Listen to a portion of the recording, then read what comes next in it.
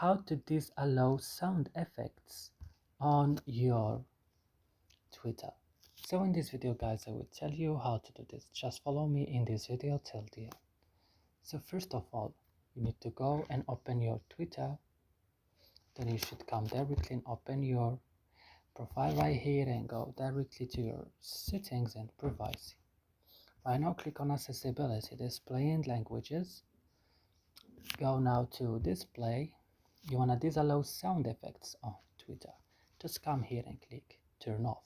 So that's it guys in this video. I hope it's useful for you. Don't forget to like, also subscribe in our channel, and see you in another video.